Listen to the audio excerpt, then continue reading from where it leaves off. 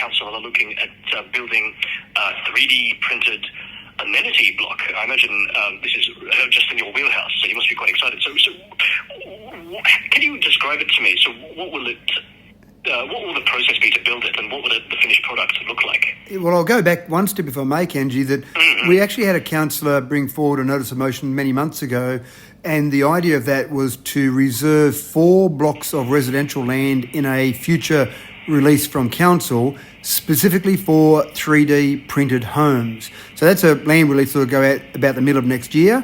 And so we reserve those 4 blocks. They will have to have 3D printed homes. They can't have normal constructions on those particular blocks.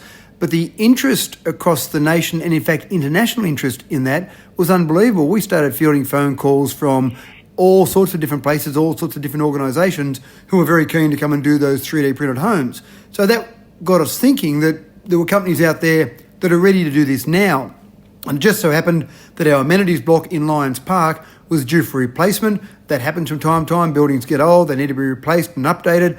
And so we thought this was a great way to hopefully save council some money, but also get some of these companies out there that are keen to do these 3D printed homes, give them a chance to show off their technology and hopefully give us a really great process in terms of the costing, in terms of the time frame.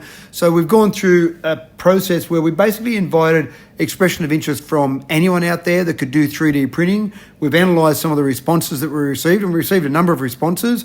And then from those, we've picked 2 of those companies and basically gone out to tender with those 2 to see what we're going to achieve in terms of that. The tenders close on the 10th of November. We'll then assess those tenders and go through a process where we hope to see construction will start on that by the end of the year. But then you've got to be pretty quick, because the construction is a very quick process. And in videos that I've watched, something like an amenities block, which is obviously much simpler than a house, I can see them having the 3D printing part of that process being done and dusted in a couple of days. You've still got the other work to do. You've still got to put the toilets in. You've still got to put the lighting in. So there's other components to a construction. But the actual walls side of it, the 3D printing side of it, I think will be done very quickly.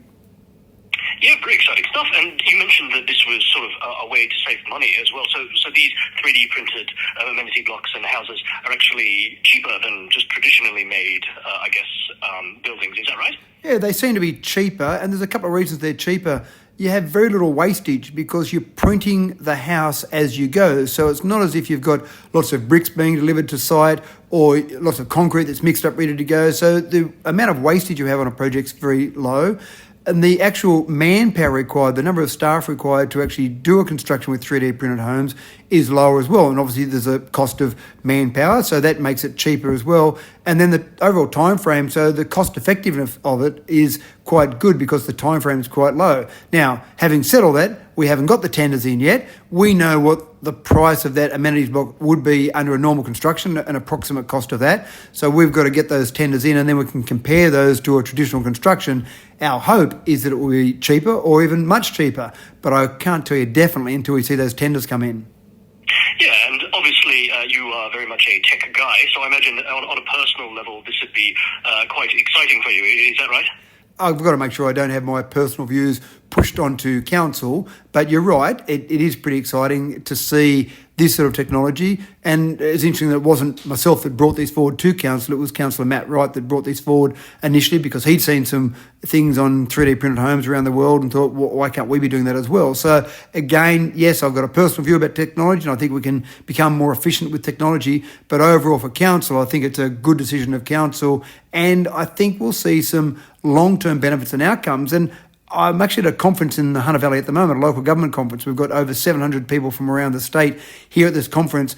And just at the welcome function last night, we had people coming up to myself and some of the other Dubbo councillors asking us about 3D printing. They'd heard something somewhere, they'd seen something in the news, but there was a bit of chatter about 3D printing and whether they could help solve some of our problems with housing affordability, with the number of houses that we need, even some of the areas where there was some large number of houses required, for example, renewable energy zones, where we might need thousands of extra people. Maybe 3D printing of homes is something that can help solve that problem as well. So it's certainly something that people across the state, probably across the nation, are quite interested to see what happens here in Dubbo.